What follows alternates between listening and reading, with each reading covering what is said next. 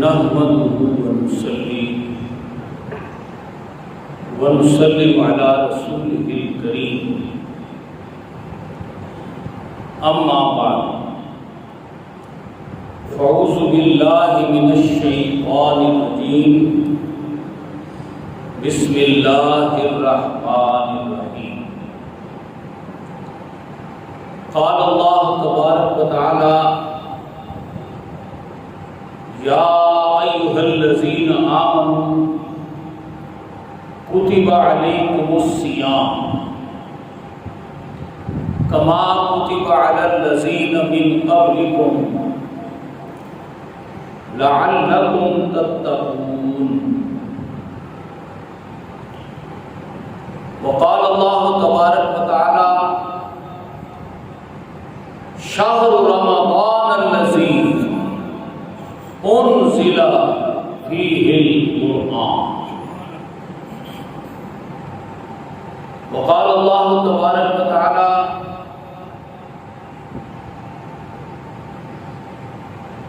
لقد ارسلنا رسلنا بالبينات وانزلنا معهم الكتاب والميزان ليقوم الناس بالقسط وقال رسول الله صلى الله عليه وسلم من صام رمضان ایمانا واحتسابا من قام رمضان ایمانا واحتسابا من قام ليلة القدر ایمانا واحتسابا قد غفر له ما تقدم من ذنبه قال رسول الله صلى الله عليه وسلم اذا دخل رمضان فتحت ابواب الجنة وغلقت ابواب النار سلسلة الشياطين وقال رسول الله صلى الله عليه وسلم الصيام والقرآن يشفعان للعبد فيشفعان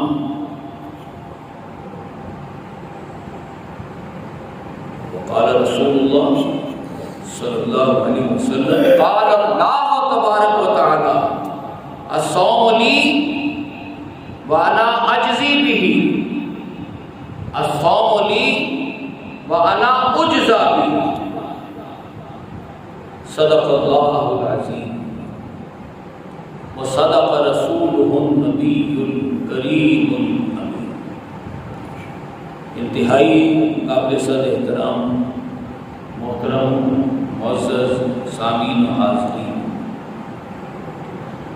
اللہ رب العزت رمضان المبارک کے حوالے سے، روزوں کے حوالے سے قرآن پاک میں ارشاد فرماتا ہے یا ایھا الذین آمنوا، اے اہل ایمان، کتب علیکم الصیام، تم پر روزے فرض کر دیے گئے، کما کتب علی الذین من قبلکم، جیسا کہ تم سے پہلے لوگوں پر بھی ہم فرض کرتے رہے ہیں۔ ہم کیوں کرتے ہیں؟ لعلکم تتقون، تاکہ تم میں تقوی پیدا ہو جائے۔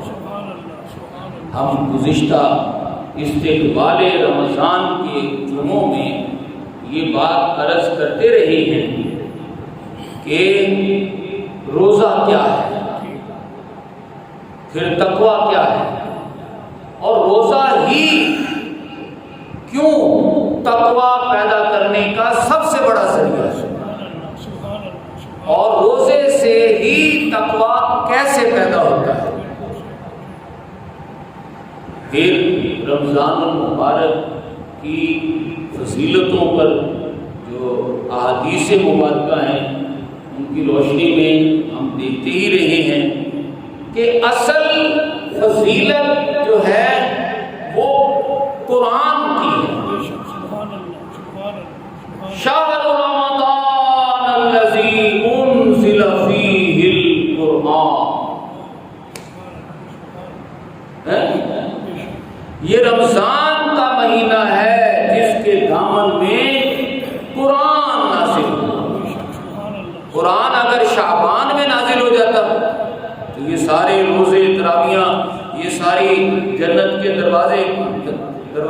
کھلنا، جہنم کے دروازوں کا بند ہونا، یہ سب کچھ شعبان میں چلا جاتا ہے۔ لیکن چونکہ اللہ نے نزول قرآن کے لیے رمضان کا دامن چنا، اس لیے ساری برکتیں، فضیلتیں ماہ رمضان کو حاصل ہوتی ہیں۔ اصل اہمیت قرآن کی، اور قرآن کی ساری عظمتیں اس وجہ سے ہیں کہ ہمارے آقا صلی اللہ علیہ وسلم کانا خلقہ القرآن، آپ چلتے پھرتے قرآن۔ سبحان اللہ، سبحان اللہ، سبحان اللہ، بے شک بے شک۔ اس دور میں علامہ اقبال سے بڑھ کر اسی لیے دین اور اس کی اصل حقیقت کو نہیں سمجھا۔ آپ فرماتے ہیں لوح بھی تو قلم، سبحان اللہ، سبحان اللہ، سبحان اللہ۔ جس لوح محفوظ سے قرآن اتر رہا ہے، یا رسول اللہ آپ تو خود لوح ہیں، لوح بھی تو قلم بھی تو، تیرا وجود سبحان اللہ، سبحان اللہ۔ گنبدے آبگینۂ رنگ تیرے محیط میں ہوا، ساری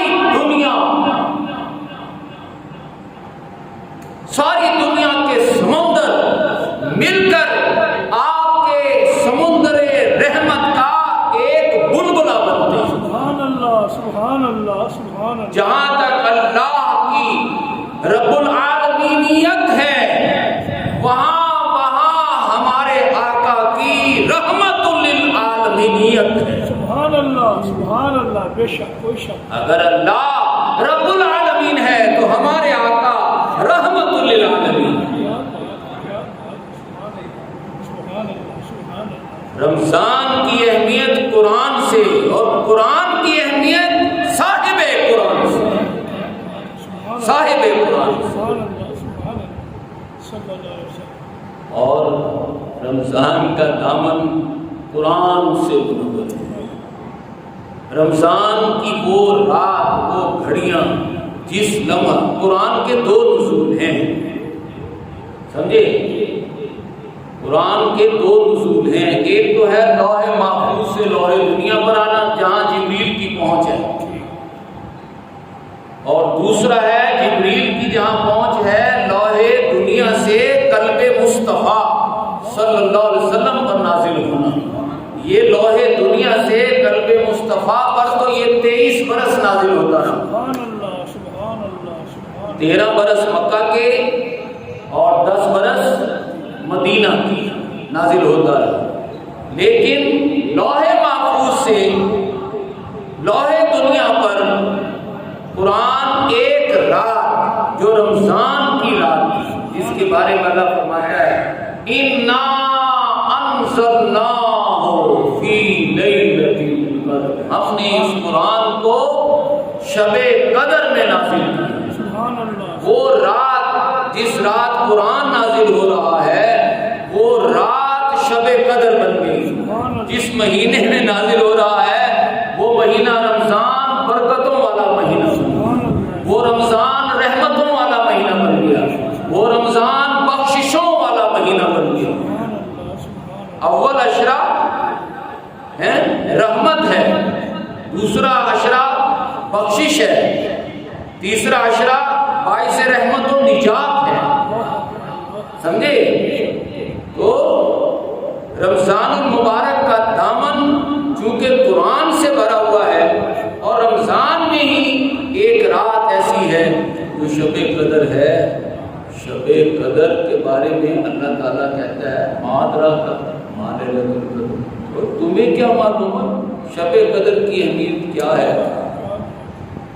چلو تھوڑا سا اندازہ لگا لو، لیلۃ القدر خیر من الف شہر ہے، ایک رات، لیکن عظمت کے اعتبار سے ہزار مہینوں سے کہیں زیادہ افضل۔ سبحان اللہ، سبحان اللہ، سبحان اللہ، بے شک۔ یہ ساری عظمتیں رمضان کی، قرآن کی وجہ سے، اسی جشن قرآن کا مہینہ ہے۔ صحابہ کرام شعبان میں ہی اپنی تمام مصروفیات کو سمیٹ لیتے تھے تاکہ رمضان المبارک میں یکسوئی کے ساتھ قرآن کے 8 حقوق ادا کریں۔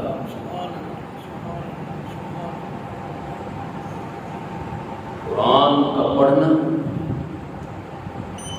پڑھنے کے لیے ساری رات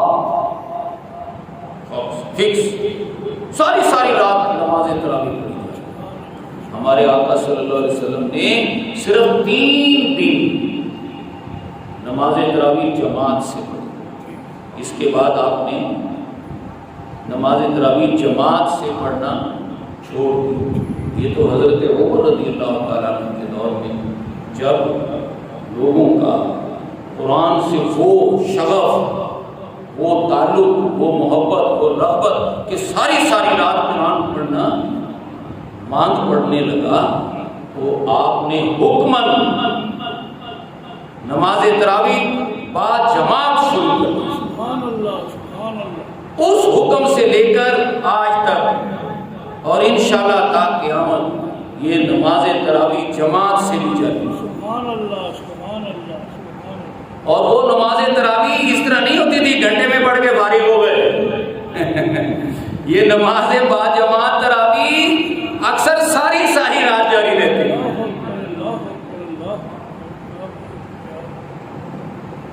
صحابہ کرام ساری رات ہی، اور رات ہی کیا ان کا دن بھی، الذین یذکرون اللہ قیاما وقعودا وعلی جنوبہم، وہ قرآن پڑھتے رہتے ہیں کھڑے بھی، بیٹھے بھی، لیٹے بھی، ہر حال میں، سبحان اللہ، سبحان اللہ، ہر حال میں قرآن پڑھتے ہیں۔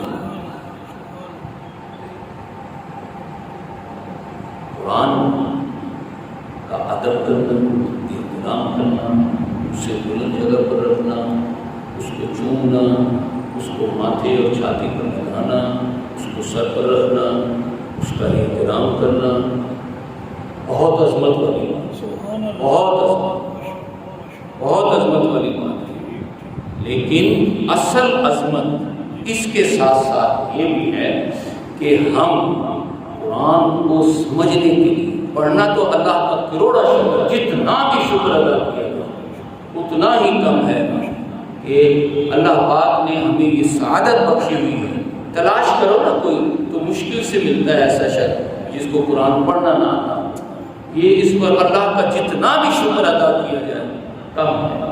اللہ کا کروڑا شکر ہے کہ اس نے کم از کم ہمیں پڑھنے والا تو بتایا ہے۔ ہم قرآن کو پڑھتے تو ہیں نا، لیکن ضرورت اس بات کی ہے کہ آگے بڑھیں، اس کے لیے وقت نکالیں، اس کو سمجھنے کے لیے وقت نکالیں ہیں، تاکہ یہ ہمارے دل و دماغ کو روشن کر سکے، تاکہ قرآن اگر ہمیں سمجھ آ جائے نا، ہمارے دل و دماغ پر نازل ہو جائے، تو قرآن کی تو یہ تاثیر ہے، لو انزلنا ھذا القرآن علی جبل، اگر یہ قرآن کسی پہاڑ پر نازل ہو جاتا، لرأیتہ خاشعا متصدعا من خشیۃ اللہ، تو تم دیکھتے کہ وہ پہاڑ کو پہاڑ اس لیے کہتے ہیں وہ بہت بلند ہوتا ہے، وہ پہاڑ پہلے اپنی ساری بلندی، ساری عظمت، ساری فضیلت کو کھوئے گا، پچک جائے گا، اور پھر اللہ کے خوف سے پھٹ جائے گا۔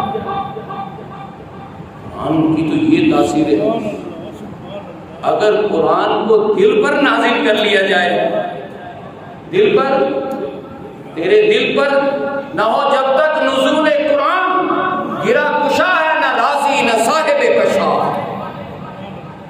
اے بندہ مومن قرآن کو اپنے دل پر نازل کر لے، یعنی اس کو سمجھ، اس سے دل و دماغ کو روشن کر۔ جب یہ قرآن تیرے دل و دماغ پر روشن ہو جائے گا تو یہ تیری کائنات بدل کے رکھ دے گا۔ سبحان اللہ، سبحان اللہ، سبحان اللہ، بے شک، بے شک۔ حضرت موسیٰ علیہ السلام کا کتنا بڑا معجزہ ہے، کہ آپ عصا رکھتے ہیں اور وہ جب اس کو اژدہا کی نیت سے ایسے زمین پر رکھتے ہیں یا مارتے ہیں تو وہ ایک اژدہا بن جاتا ہے، اس کے سامنے فرعون بھی بے بس ہو جاتا ہے۔ کیا یہ اژدہا فرعون کی زندگی بدل سکا؟ کیا یہ اژدہا، یہ معجزہ لوگوں کی زندگیاں بدل سکا؟ یہ قرآن ہے ہمارے آقا کا معجزہ جس نے زندگیاں بدل کے رکھی، سبحان اللہ سبحان اللہ سبحان اللہ، جس نے پہلے دل کی دنیا بدلی، دل و دماغ کی دنیا بدلی، اور پھر چون بجاں در رفت جاں دیگر شبد۔ قرآن جب کسی کے دل و دماغ پر نازل ہوتا ہے تو علامہ اقبال فرماتے ہیں چون بجاں در رفت جاں دیگر شبد، تو انسان مکمل طور پر بدل چکا ہوتا ہے۔ یعنی پہلے وہ جینا چاہتا ہے، دنیا میں پڑھنا پڑھنا پھولنا چاہتا ہے، دنیا میں ترقی کرنا چاہتا ہے، لیکن جب دل و دماغ میں قرآن آ جائے تو اب وہ اللہ کے لیے جان دینا چاہتا ہے، وہ جام شہادت نوش کرنا چاہتا ہے۔ جان جو دیگر شد جہاں دیگر شبد۔ جب ایک انسان بدل جاتا ہے تو بدلا ہوا انسان کائنات بدل کے رکھ دیتا ہے۔ سبحان اللہ سبحان اللہ سبحان اللہ سبحان اللہ۔ ہماری بدبختی کہیے یا کچھ اور نام دیجیے کہ ہم قرآن کو سمجھنے کے لیے وقت نہیں نکالتے۔ سمجھنے کے لیے وقت، یہ سب سے بڑا جہاد ہے، سب سے بڑا جہاد۔ ارے سمجھو گے تو عمل کا درجہ آئے گا نا۔ پڑھنا سمجھنا کس لیے؟ عمل کے لیے۔ اور عمل کیا ہے؟ عمل تو ایک ہی ہے۔ حضرت سعد بن معاذ سے پوچھو کہ قرآن سے کیا سمجھ آتی ہے؟ آپ فرماتے ہیں ما سن الموت اذا حان الاجل۔ 33 سال کے خوبرو ہیں، مدینے کے سب سے خوبصورت نوجوان، این کڑیل جوان، غزوہ خندق میں جاتے ہوئے کہتے ہیں ما سن الموت اذا حان الاجل۔ آج اگر اللہ کی راہ میں موت آ جائے تو اس موت کی کیا ہی بات ہے۔ سبحان اللہ سبحان اللہ سبحان اللہ سبحان اللہ۔ علامہ اقبال کہتے ہیں نا شہادت ہے مطلوب و مقصود مومن، نہ مال غنیمت نہ کشور کشائی۔ مسلمان جیتا ہے تو فقط شہادت کا مزہ چکھنے کے لیے، کب وہ لمحہ آئے اور کب وہ جام شہادت نوش کر جائے، کیونکہ جام شہادت نوش کرنے میں دیدار الہی نصیب ہوتا ہے۔ سبحان اللہ سبحان اللہ۔ شہید کی گردن پر چلنے والی تلوار، ادھر تلوار چلتی ہے، ادھر گردن تن سے جدا ہوتی ہے، ادھر شہید بلا حجاب اللہ کا مشاہدہ کرتا ہے۔ یہ لطف و مزہ لینے کے لیے تو ہمارے آقا صلی اللہ علیہ وسلم فرماتے ہیں لَوَدِدْتُ أَنْ أُقْتَلَ فِي سَبِيلِ اللَّهِ، لَوَدِدْتُ أَنْ أُقْتَلَ فِي سَبِيلِ اللَّهِ ثُمَّ أُحْيَا ثُمَّ أُقْتَلَ ثُمَّ أُحْيَا ثُمَّ أُقْتَلَ۔ اے اللہ کاش ایسا ہو کہ میں تیری راہ میں قتل کیا، پھر زندہ کیا جاؤں، پھر قتل کیا جاؤں، پھر زندہ کیا جاؤں، پھر قتل، تاکہ یہ لطف و مزہ بار بار ملتا رہے۔ سبحان اللہ سبحان اللہ سبحان۔ نعرہ تکبیر، نعرہ رسالت۔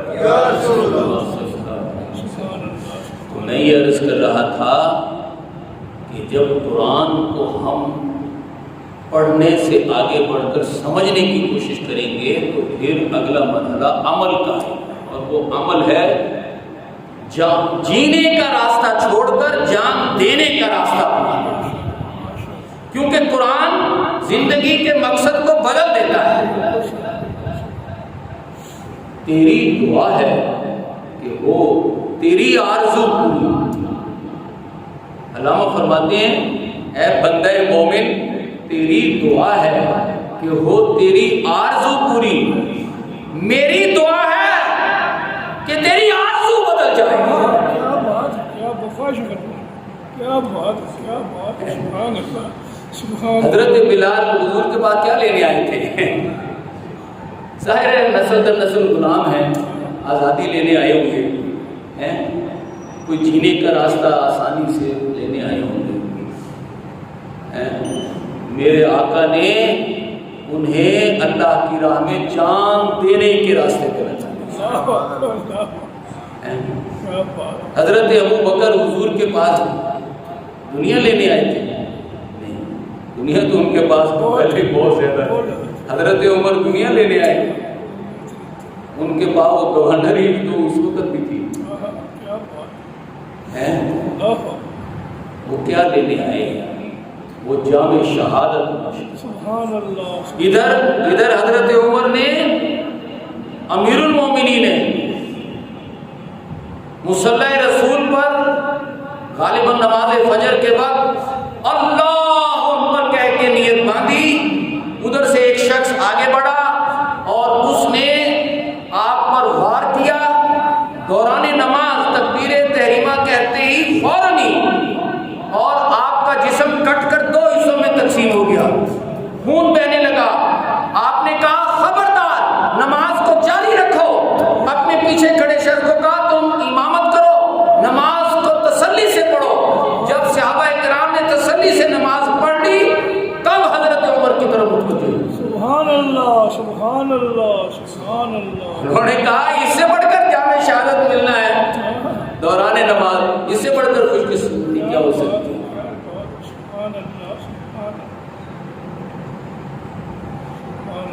لیکن بندہ جامع شہادت تک کہ جام تک ایسے نہیں پہنچتا.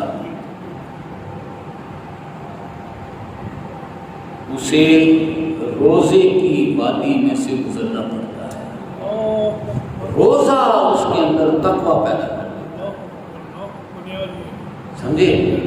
جامع شہادت ان کو نصیب ہوتا ہے جن میں تقویٰ آ جائے، یعنی زندگی کا رخ ہی بدل جائے. تقویٰ سارے جینا چاہتے ہیں، وہ کہتے ہیں نہیں میں اللہ کی راہ میں مرنا چاہتا ہوں، اس کو تقویٰ کہتے ہیں. سمجھے؟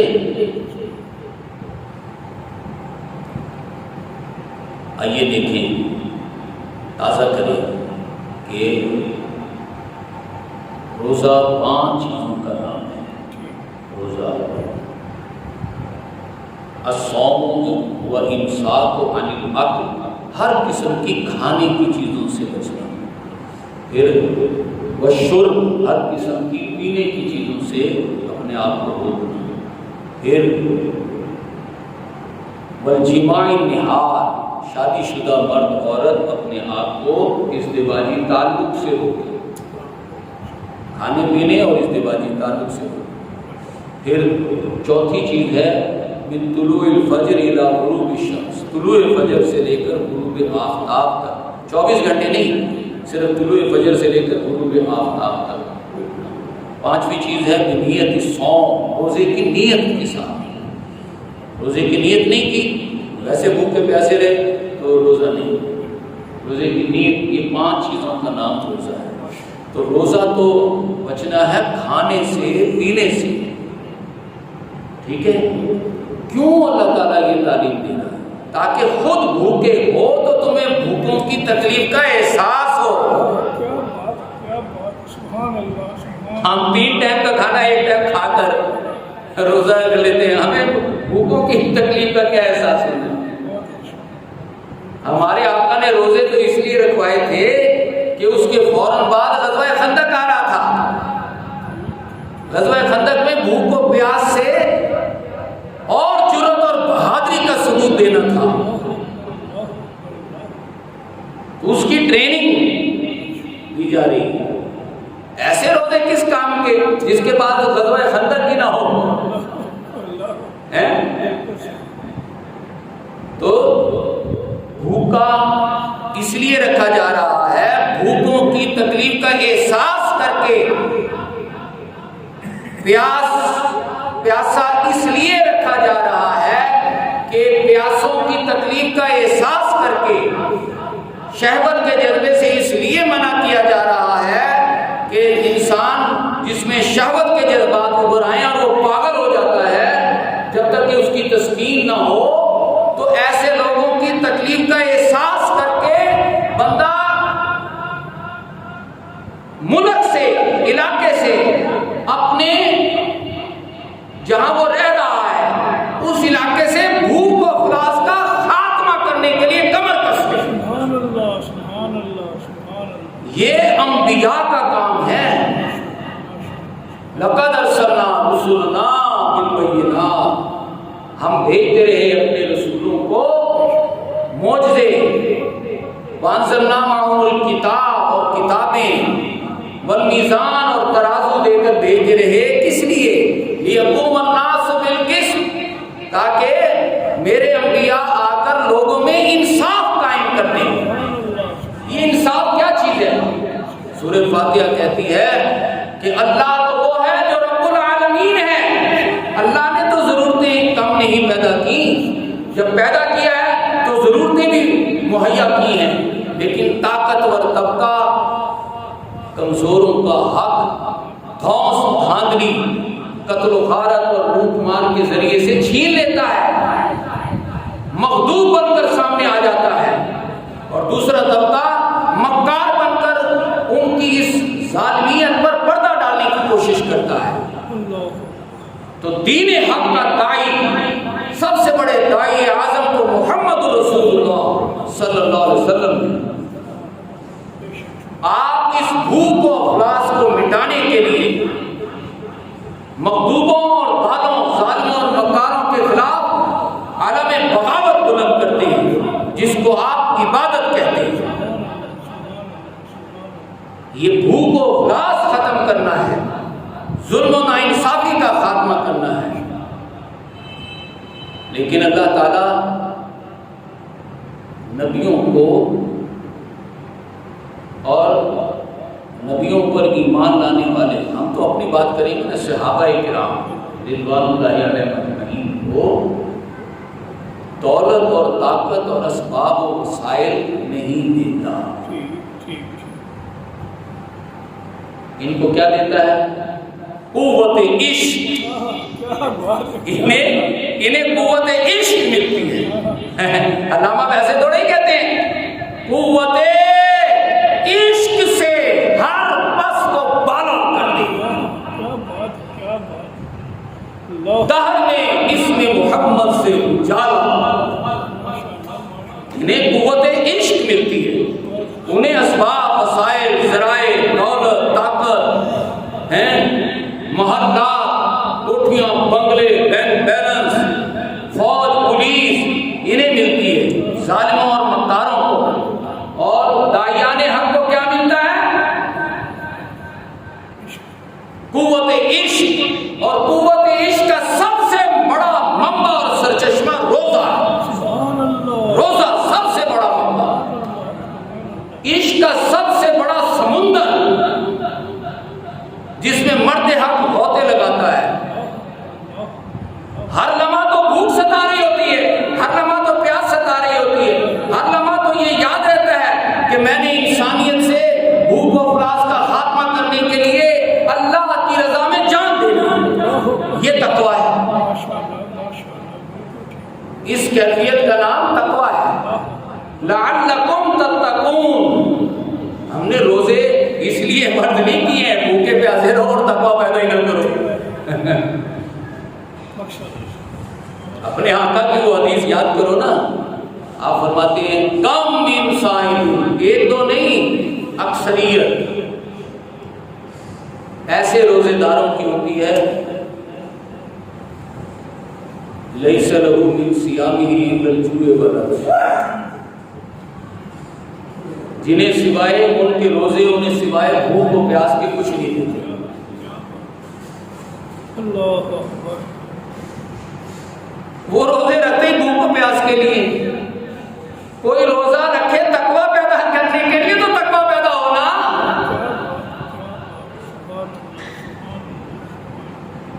جو روزے کو ذریعہ بنائے تقویٰ پیدا کرنے کا تو روزہ تقویٰ پیدا کر دے گا۔ جو نماز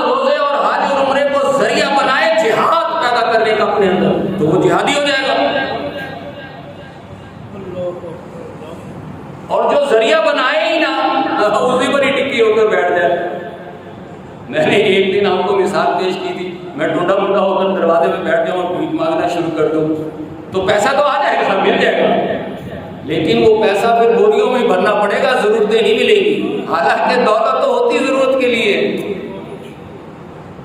تو زیادہ زیادہ میں یہ کہہ سکتا ہوں اپنے پچھلوں کو میرے ساتھ قبر میں دفنا دینا، وہ پیسہ جو قبر میں دفن ہو کس کام کا؟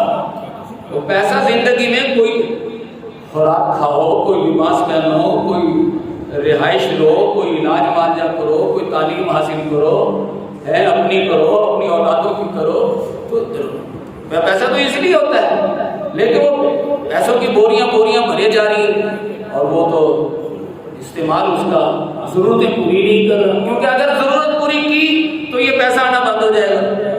ایسے ہی ہے نا، اچھا والا آٹا کٹا ہے، کھاتا پیتا ہے، لباس دیکھو، اس کا رہائی دیکھو، کوئی کار سے اترے کے مجھے دے دو، وہ تو پھر انٹرنیشنل بھکاری بننا پڑتا ہے اس کے لیے، اس کے لیے تو MLA وزیر بننا پڑتا ہے نا، کہ وہ جہاز سے اترے ہو پھر بھی بھکاری۔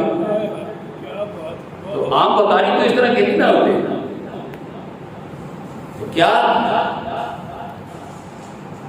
روزہ تقویٰ پیدا کر دے، یعنی انسان کو انسانیتوں، انسانوں کی فلاح و بہبود کے لیے معاشرے سے ظلم و ناانصافی کے خاتمے کی کوشش میں بندہ اپنے کاروباروں کو ایک طرف کر دے، اپنے مفاد کو ایک طرف کر دے، بلکہ الٹا لوگوں سے گالیاں سننے، مارے کھانے، جو کہ سنت مصطفیٰ ہے، مارے کھانے کے لیے تیار ہو جائے اور یہاں تک کہ جان دینے کے لیے تیار ہو جائے، یہ تقویٰ ہے، یہ تقویٰ ہے۔ اور جو روزے سے تقویٰ پیدا کر لے، تو ہمارے آقا فرماتے ہیں قیامت کے دن اللہ پاک جنتیوں کے پاس آئیں گے، جنتیوں کے پاس دیکھیں گے اکثر جنتی بڑے خوش و خرم موجے، آیا نہیں نقشہ قرآن میں، وجوہ یومئذ ناظرہ، وہاں بہت سے چہرے کھلے ہوں گے، مسکرا رہے ہوں گے، خوشگویوں میں ہوں گے، اِلیٰ ربھہا ناظرہ، اپنے رب کا نظارہ بھی کر رہے ہوں گے۔ خود آ جائے گا نا، ہاں بھائی جنتیوں بتاؤ خوش ہو، تو اکثر جنتی تو خوش ہوں گے، موجہ ہی موجہ ہے۔ اچھا اللہ تعالیٰ حدیث پاک میں اللہ تعالیٰ دیکھیں گے ایک طرف کچھ لوگ جو ہے نا، ایک طرف وہ اتنے خوش نہیں ہیں، اتنے خوش نہیں ہیں۔ اللہ تعالیٰ ہم سے مجھے وہ تمہیں کیا مسئلہ ہے، تمہیں کیا مسئلہ ہے، میری نعمتوں میں کوئی کمی ہے؟ نہیں بڑی تعالیٰ تیری نعمتوں تو بہت ہے، اور پھر کیا ہے؟ جس طرح یہ خوش دنیا ڈال رہے ہیں، دمالے ڈال رہے ہیں، موجیں کر رہے ہیں، تو تم اس طرح کا جوش و خروش تم میں نہیں ہے، آخر کوئی وجہ تو ہے نا؟ کہتے ہیں ہاں ایک وجہ ہے۔ اچھا بولو، وہ کہیں گے اللہ ہمیں دنیا میں واپس پہنچ، کہ وہ کیوں؟ باری تعالیٰ ہم پھر سے تیرے دین کے لیے جدوجہد کریں، پھر سے ہمیں کوئی پاگل کہے، کوئی مارے پیٹے، کوئی گالیاں دے، کوئی کچھ کرے، پھر ہماری گردنیں تیری راہ میں کٹے، وہ دیدار نصیب ہو جو شہید ہوتے وقت نصیب ہوا تھا، وہ مزہ تیری جنت کی ساری نعمتوں میں کہاں؟ ارے یہ تو شہید ہیں، شہید ہیں جو جنت میں بھی خدا کے دیدار کو ترس رہے ہوں گے۔ ہمارے آقا نے فرمایا جہاں شہید بھی اللہ کے دیدار کو ترس رہے ہوں گے، روزے دار اللہ کا بلا حجاب مشاہدہ کر رہے ہوں گے۔ سبحان اللہ، سبحان اللہ، سبحان اللہ، سبحان اللہ۔ ارے روزے دار بن کے تو دیکھو، حقیقی روزے دار، حقیقی روزہ وہ ہے جو جام شہادت نوش کرنے کی تڑپ پیدا کرتے ہیں۔ روزے دار بھی ہو اور پھر دوسروں کا حق بھی قسم کر رہا ہو، کھسوٹ بھی رہا ہو، ادھر سے کھربوں روپیہ کھسوٹا، ادھر جا کے مسجد نبی میں سفرے لگا دیے، ہے بدبخت ہو، اللہ کو دھوکا۔ یہاں خون پسینہ مہنگائی کر کے اکٹھا کیا اور مسجد میں آ کے سفرے لگانے شروع کر دیے۔ دو نمبریاں کس سے؟ اللہ سے۔ یہ دو نمبریاں اللہ سے نہیں چلتی۔ اپنے اندر تقویٰ، اپنی جان دینا، اپنا وقت لگانا، اپنی صلاحیتیں لگانا۔ من قبل ان یاتی احدکم الموت، اس سے پہلے کہ تمہاری موت آ جائے اور وقت تمہارا ختم ہو جائے اور تم اللہ سے کہو لولا اخرتنی الی اجل قریب، اے اللہ میں نے تو یہ محل بنائے تھے رہنے کے لیے، میں نے تو یہ پیسہ جوڑا تھا کھانے کے لیے، یہ تو موت کا فرشتہ آ گیا، اسے منع کر، چند سیکنڈ ہی دے دے۔ پہلے تو 1000 سال کا منصوبہ ہوتا ہے نا۔ چلو 1000 تو قرآن میں استعمال ہوئے لفظ، عموماً ہمارے ہاں 100 سال کے سامان 100 برس کا اور پل کی خبر نہیں، تو وہ تو 1000 سال کے چکر میں تھا۔ جب وہ فرشتہ آ کے کھڑا ہو گیا، چلو اس نے کہا ٹھہر میں ڈائریکٹ ڈائل کرتا ہوں اللہ سے، اچھا تو کر لے بات، لولا اخرتنی الی اجل قریب، اے اللہ چند سیکنڈ دے دے۔ ہے تو دنیا دار نا، چلاک انسان ہے، سمجھتا ہے میں ساری اپنوں کا عقل میرے دماغ میں ہے، تو وہ اللہ سے کہتا ہے اے اللہ چند سیکنڈ دے دے۔ اللہ کہتا ہے ٹھیک ہے چلو دیتے ہیں، تو پھر کیا کرے گا؟ کہتا ہے فاصدقا، اے اللہ جو کمایا ہے تجھے دے جاؤں گا۔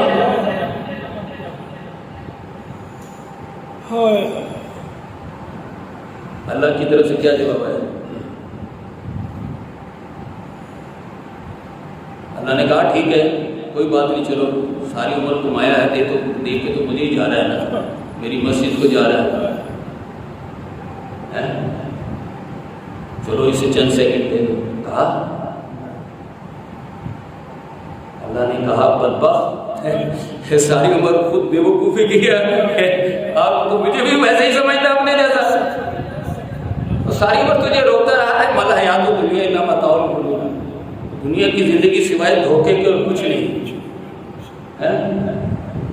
جس کو دنیا کمانے کو میں دھوکا کہہ رہا تھا، جاتے جاتے وہ دھوکا تو مجھے دے کے جانا چاہتا ہے۔ نہیں آخر اللہ کی طرف سے آرڈر جاری ہوتا ہے، بالکل 1 سیکنڈ نہیں دینا، اس کی روح فوراً قبض کر کے اسے جانوں میں چھوڑ دو۔ نہیں یؤخر اللہ نفسا اذا جاء اجلھا، یہ مزے تب تک ہی ہیں جب تک موت نہیں آ گئی۔ موت آتے ہی بدل جاتی ہے دنیا، پھر سارا کچھ بھی دینا چاہو نا، فَالْيَوْمَ اللہ کہتا ہے لا يُؤْخَذُ مِنْكُمْ فِدْيَةٌ وَلَا مِنَ الَّذِينَ كَفَرُوا، اے نمازیوں حاجیوں، نہ تم سے اللہ کوئی فدیہ قبول کرے گا، نہ کافروں سے کرے گا، یہ میں نہیں کہہ رہا ہوں، یہ قرآن کہہ رہا ہے۔ جب آنکھ بند ہو جاتی ہے نا تو نام نہاد حاجی نمازی مسلمان ہو یا کافر ہو، دونوں کا ایک ہی حشر ہوتا ہے۔ نمازیں اور روزے اور حج اور عمرے تو تقویٰ پیدا کرنے کے لیے ہیں، اور تقویٰ نام ہے اللہ کی راہ میں جام شہادت نوش کرنے کا، جینے کے راستے پہ نہیں، جان دینے کے راستے پہ چلنے کا، اللہ کی محبت میں، اللہ کی محبت میں، اپنے آقا کی اسوہ حسنہ، اپنے آقا کی سنت میں زندگی اور وقت گزارنا، اس قابل ہو جانا، تو تقویٰ پیدا ہو گیا، تو پھر وانا عجزی بھی اور وانا عجزہ بھی ہے۔ اے بندے خدائی بھی تیری، خدا بھی تیرا، اکبر اللہ اکبر سبحان اگر ہم ان روزوں سے اپنے اندر تقویٰ پیدا کریں تو پھر خدائی بھی اور خدا بھی. یہ تقویٰ پیدا کرنا کیا ہے؟ حضور سے وفاداری نبھانا ہے. سبحان اللہ سبحان اللہ. کی محمد سے وفا تو نے تو ہم تیرے ہیں. یہ جہاں چیز ہی کیا ہے؟ لوح و قلم تیرے ہیں. لیکن یہ ان لوگوں کے لیے لوح و قلم ہوتا ہے جو روزے کے ذریعے سے اللہ کے عاشق رسول، عاشق خدا، عاشق الہی بن کر قوت عشق سے ہر بخت کو بالا کر دے. کیسے؟ دہر میں اسم محمد سے ڈالا. وہ یہ داعی بن کر سامنے آئیں، اس کوشش میں زندگی بسر ہو جائے. ذالک الفوز العظیم. یہ بڑی کامیابی. چاہے دنیا میں کچھ بھی نہ ہو، رزلٹ زیرو نکلے، اللہ کہتا ہے تو نے ساری زندگی میرے لیے وقت کی، لگا رہا. رزلٹ نکالنا تیرا کام نہیں، رزلٹ نکالنا میرا کام ہے. ماشاءاللہ ماشاءاللہ. ٹھیک ہے، رزلٹ نکل آئے. اخرى یہ چھوٹی اضافی کامیابی ہے. تو حبون اللہ کہتا ہے یہ تمہیں پسند ہے کہ نصر من اللہ کی فتح آ جائے، اللہ کی مدد آ جائے اور ظالموں کے سر اڑ جائیں، عدل قائم ہو جائے.